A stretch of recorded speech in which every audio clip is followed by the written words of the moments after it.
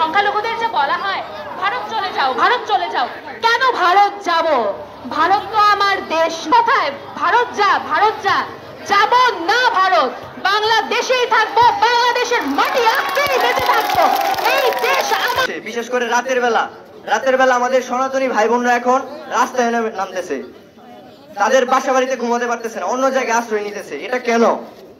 এটার জবাব চাই। কিছু কুচক্রী মহল আমাদের মধ্যে দাঙ্গা লাগানোর চেষ্টা করতেছে, যেন দাঙ্গা লাগে আবার বাংলাদেশ অকার্যকর হয়ে যায়। ওরা বর্ডারে যাওয়ার জন্য প্রস্তুত হচ্ছে অলরেডি। আর আমরা এখানে বেশিরভাগ মানুষ বলতেছি যে এটা গুজব। ঠিক আছে, গুজব কিছু হতে পারে, কিন্তু পুরোটাই গুজব না। বলে এটা তো হবে না। আমরা যদি এখন মাথা নত করে বসে থাকি তাহলে হবে না। তো শেষ কথা বলতে চাই যে দ্রুত এটার বিচার চাই। দ্বিতীয় বর্ষে আমি বৈষম্য বিরোধী ছাত্র আন্দোলনের সঙ্গে ছিলাম। আমি সর্বত্রভাবে সহযোগিতার জন্য চেষ্টা করেছি এবং সহযোগিতা করে গেছি, কিন্তু সরকার পতনের পর থেকে আমাদের সংখ্যালঘুদের উপর যে নির্যাতন হচ্ছে, যে অত্যাচার হচ্ছে, এখন সবাই চুপ কেন? এইটার জবাব আমাদের চাই। আর আমি ব্যক্তিগতভাবে সেই পরবর্তীতে আমাদের সংখ্যালঘুরা কেন নির্যাতিত শিকার হচ্ছে, এই বৈষম্যকে নতুন করে সৃষ্টি হলো, তারা এই চক্রান্তের শিকার, তারা এই চক্রান্ত করে আমাদের নির্যাতন করছে। আমরা জানতে চাই, আমাদের সারা দেশে হিন্দুদের বাড়িঘর লুটপাট করা হয়েছে, অগ্নিসংযোগ করা হয়েছে, মা বোনের ইজ্জত সম্ভ্রম লুট করা হয়েছে, আমাদের মন্দিরে আগুন দেওয়া হয়েছে। কেন? বৈষম্যবিরোধী ছাত্র আন্দোলনের পর, শেখ হাসিনা পদত্যাগের পর আমরা কেন বৈষম্যের শিকার হবো? আমরা কি শেখ হাসিনাকে বসিয়ে থেকে আপনারা কেন এই সব আড়াল করে যাচ্ছেন? কেন এই সব সবার সামনে তুলে ধরছেন না? আমার জন্ম আমার 14 বছর, এটা তো আমাদের সকলের দেশ। আর তেমনই সংখ্যালঘুদের মুক্তিযুদ্ধের সময় তো কেউ এইটা এইভাবেই করেনি যে সংখ্যাগুরুদের থাকবে, সংখ্যালঘুদের থাকবে না।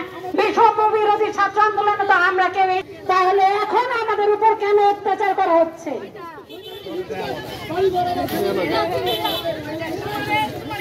প্রতিবার প্রত্যেকটা বাড়িঘর যখন মানুষ অত্যাচারের নিপীড়ন সহ্য না করতে পারে, তখনই মানুষ আন্দোলনের নির্বিশেষে সেখানে যুদ্ধ করে দেশকে স্বাধীন করেছে। কৃষ্ণক শহীদের প্রাণ দিল আমাদের সম্মান, আমাদের বাবা মা, আমাদের যারা আগের প্রজন্ম, তারা সেই যুদ্ধ দেখেছে, আমরা সেই যুদ্ধ দেখি। কিন্তু পরবর্তীতে আমরা আরেকটা যুদ্ধ দেখলাম। কোন যুদ্ধ দেখলাম? নতুন বাংলাদেশ গড়ার জন্য নতুন বাংলাদেশের এক প্রত্যয়। সেই প্রত্যয় কি ছিল? বৈষম্য বিরোধী আন্দোলন। বৈষম্য বিরোধী আন্দোলন কেন ছিল? এখানে সকলে শান্তিতে বসবাস করবে। মিডিয়া ভাই যারা আছেন এনে আসলে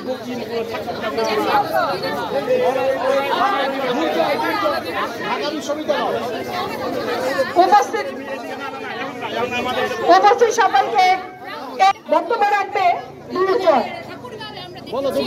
যে অনেক লোক তাদের বাড়িঘর ছেড়ে একটা দেশে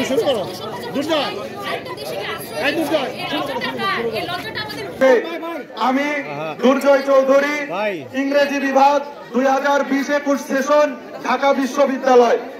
আমি এই বৈষম্য বিরোধী আন্দোলনে নতুন স্বাধীন দেশের প্রত্যাশায় অনেকবার আন্দোলনে গিয়েছিলাম। আশা ছিল নতুন দেশ তৈরি হবে, আমরা নতুন ভাবে বাংলাদেশ গড়ব, যেখানে সবার অংশীদারিত্ব থাকবে, যেখানে সংখ্যালঘু কোনো গালির মতো শোনাবে না, সংখ্যালঘু কোনো গালি, কোনো নিপীড়ন, নির্যাতনের শিকার হবে না। কিন্তু দুঃখের ব্যাপার হলেও এটা সত্যি, বাংলাদেশ স্বাধীন হয়েছে, সংখ্যালঘুরা স্বাধীন হয়নি। আমাদের সংগ্রাম এখনো চলছে। সরকার আসছে, সরকার যাচ্ছে, কিন্তু আমাদের সংগ্রাম, আমাদের উপর নির্যাতন নিপীড়নের শেষ হয়নি। নতুন সরকার গঠন হয়েছে ভেবে, নতুন সরকার আসছে ভেবে নিপীড়নের শিকার হব। আমার এলাকায় আমার মা, আমার বোন রাত হলে কাঁদে কেন, আতঙ্কে থাকে কেন, ঘুমায় না কেন? গাছের পাতা পড়লেও আমার